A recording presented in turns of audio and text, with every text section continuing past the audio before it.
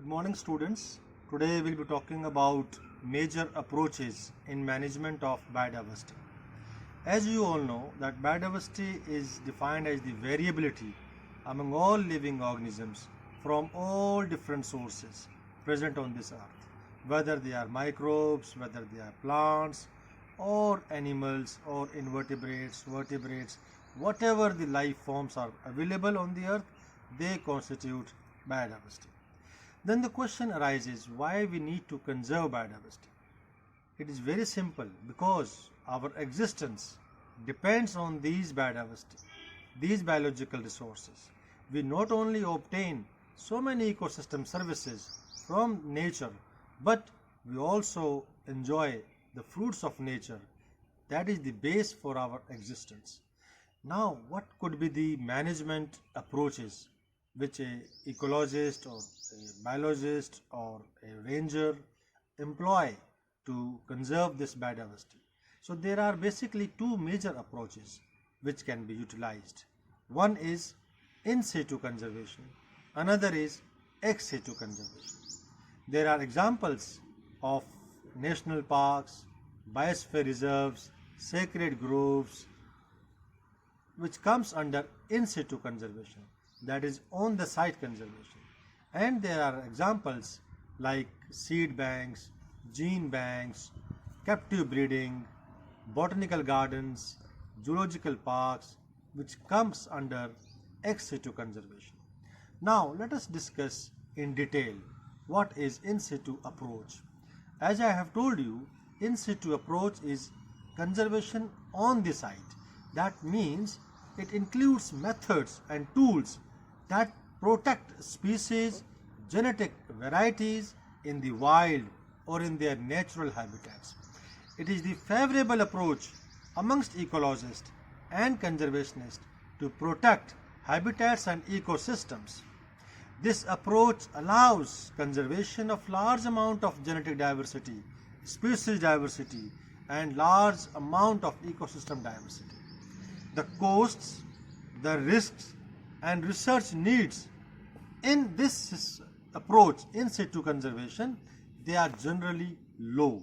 I repeat, the costs, the risks, and the research needs in this approach are generally low. So the natural habitats of the organisms are declared as protected areas, protected area network, which include different categories. For example, national parks, for example, wildlife sanctuaries, for example, biosphere reserves, for example, sacred groves. So it's very clear. I think now we should move on to the second approach, that is, first we should discuss the examples which comes under in situ approach in detail. So first example I will talk about is national parks. You know what is a national park? It is an area which is strictly reserved for the betterment of wildlife and where activities like forestry, grazing, cultivation are not permitted. Their boundaries are well marked. Remember, in case of national parks, the boundaries are well marked. There are about 104 national parks present in India, and you know the largest national park in India is Hemis National Park, which comes in Jammu and Kashmir. It is having an area approximately 44 square kilometer area. And you know, smallest national park is South Botany National Park. And oldest national park, you know, is Jim Corbett National Park, which is in Uttar Pradesh or Uttarakhand. The second example we can talk about is wildlife sanctuaries. You know, these are protected areas which is reserved for the conservation of only animals. Human activities like harvesting of timber, collecting minor forest produce, or private ownership rights, they are permitted to some extent, and the boundaries of these wildlife sanctuaries are not well defined. There are about 551 wildlife sanctuaries in India. The largest one is the Indian Wild Ass Sanctuary in Run of Kutch. Now the third category is biosphere reserve. It is a special category of protected area network where human population also forms a part of the system. These are really large, big areas, roughly more than 5,000 square kilometers. And these biosphere reserves, they can be divided into three parts: the core zone, then the buffer zone, and the transition zone. The core zone, it is the innermost zone where the it's a legally protected area where it has to be undisturbed, and here no human activities are permitted. Then the buffer zone. This buffer zone lies between core zone and transition zone. Limited human activities are permitted in this area, like research and educational activities, but not commercial activities. They are prohibited again in this buffer zone. The transition zone is the outermost zone of the biosphere reserve.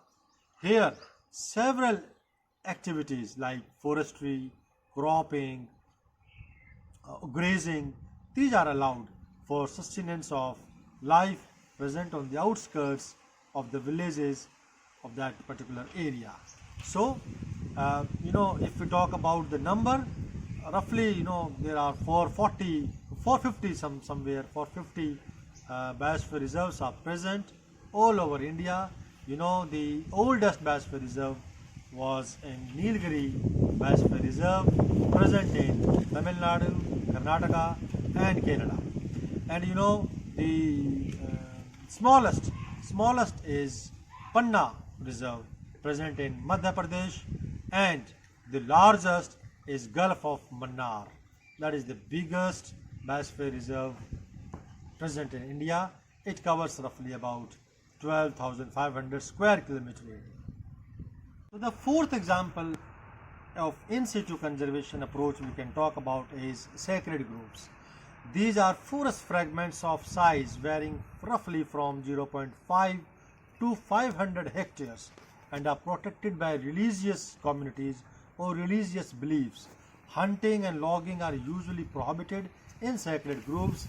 They help in protecting of many rare, threatened, and endemic species of plants and animals found in area.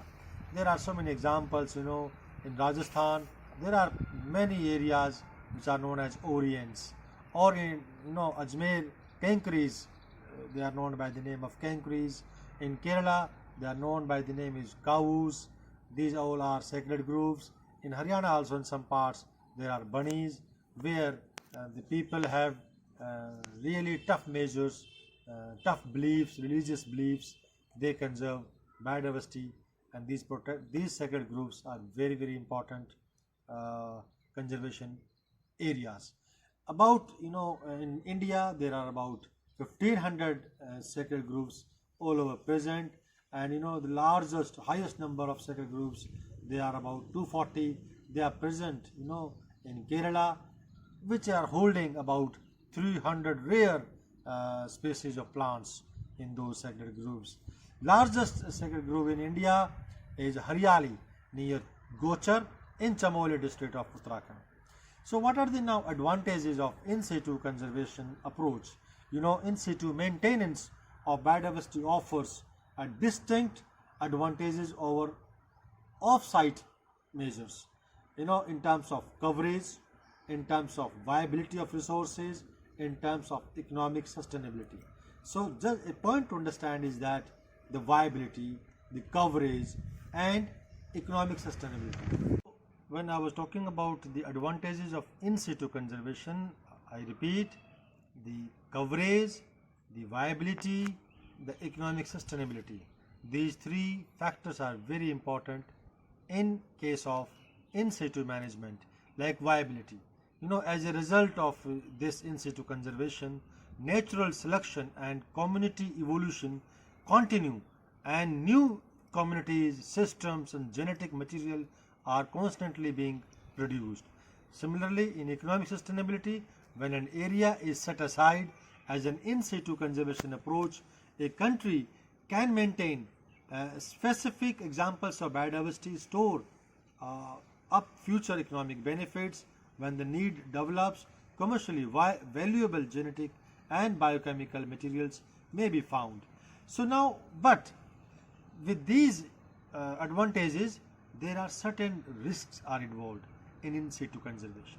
Like it is not sufficient to establish a conservation area and then assume that its biodiversity is automatically improved or maintained or protected.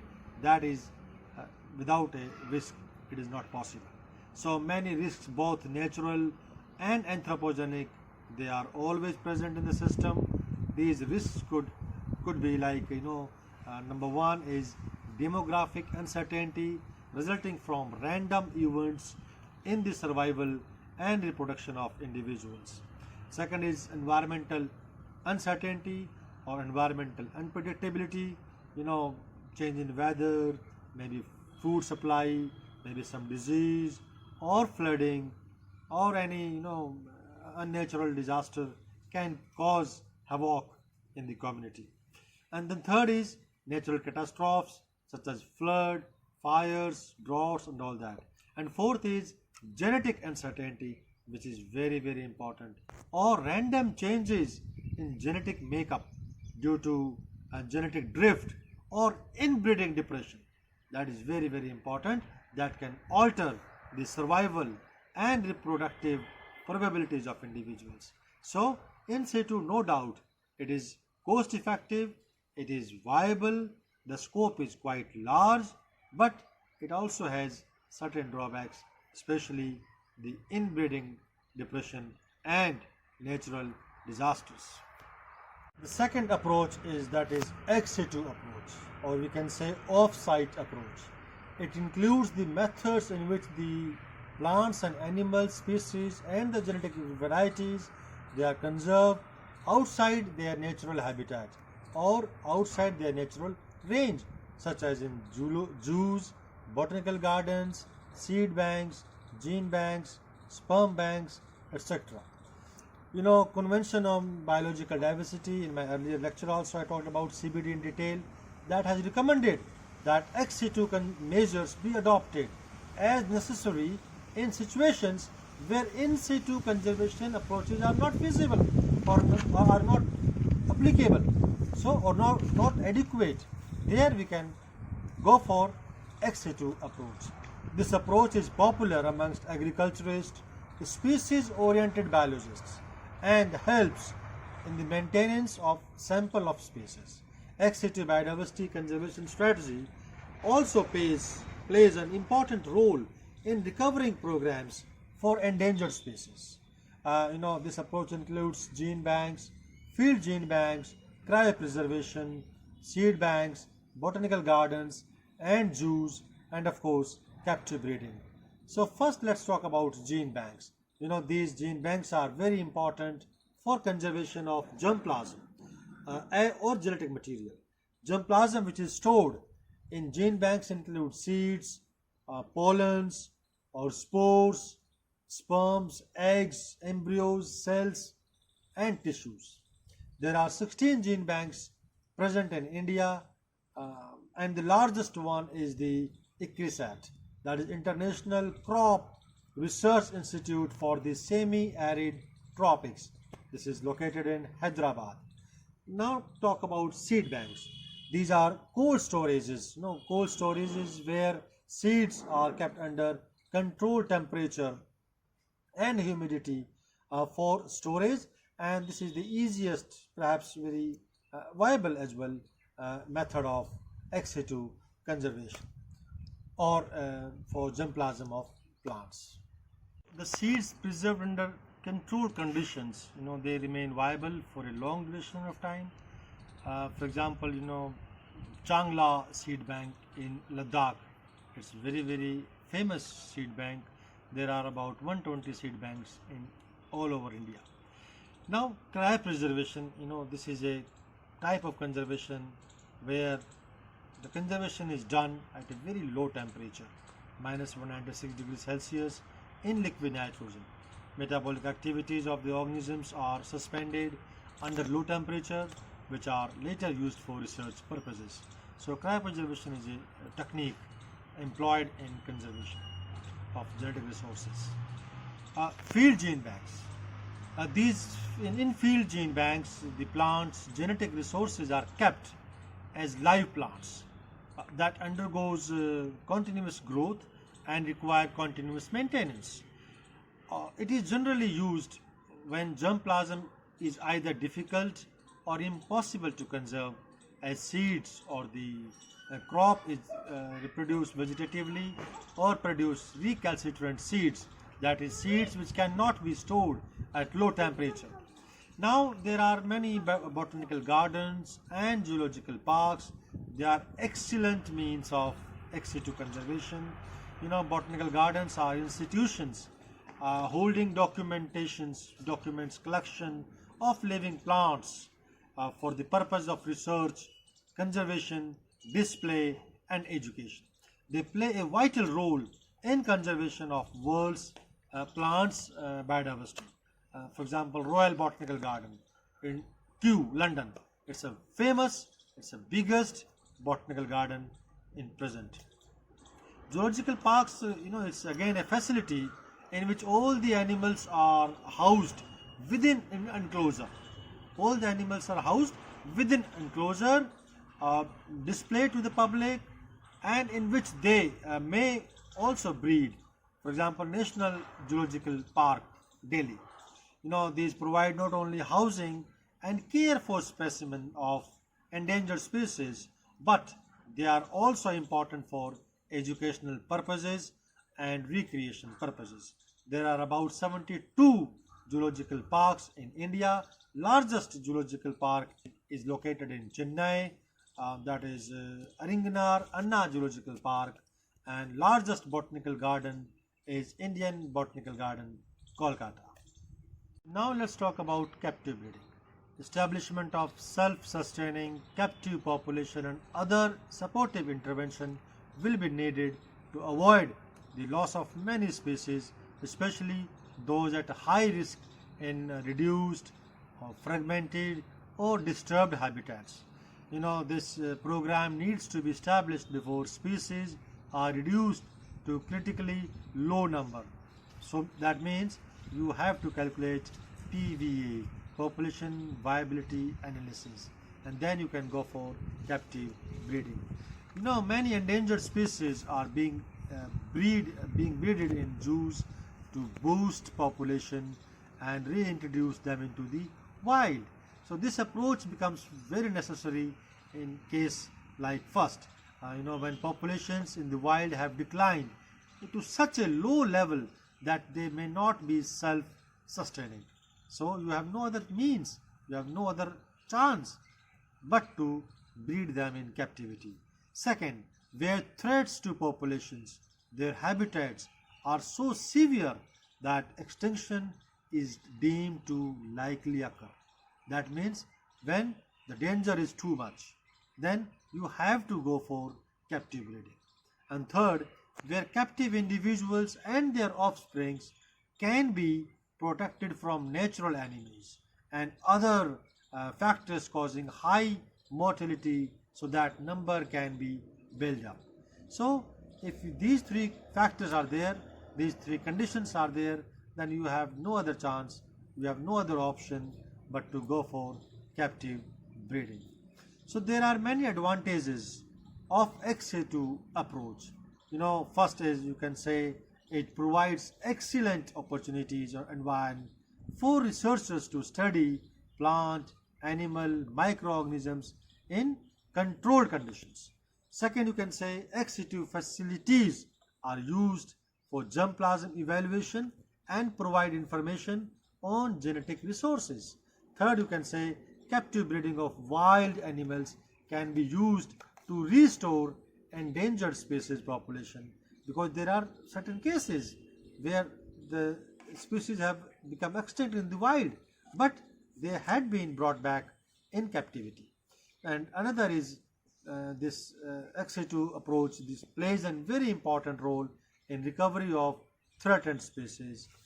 Another is, you can say, it is very important technology to increase population as quickly as possible to reintroduce the animals back to their natural habitats to minimize genetic erosion.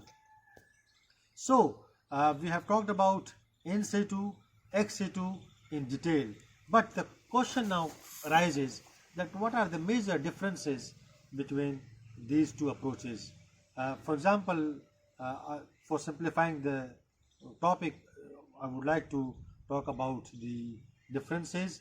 Like there are, on one hand, I'll be talking about factors, and then what does it mean in situ and what does it mean in ex situ. So, definition. By definition, if you go, in situ is simply on-site conservation. Ex situ is simply off-site conservation. Third is nature of conservation. In situ conservation is more dynamic as compared to ex situ conservation. And third is mobility. Of course, the mobility is greater, far greater in situ conservation as compared to ex situ conservation.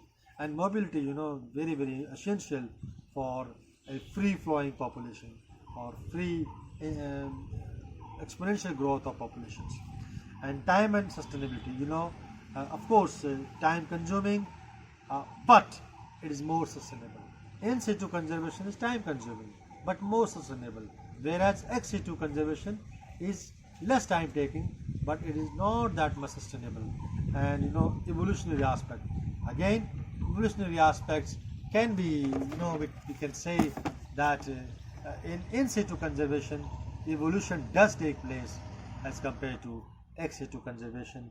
Area often, again with the definition also it says area is much more required in case of in situ as compared to ex situ.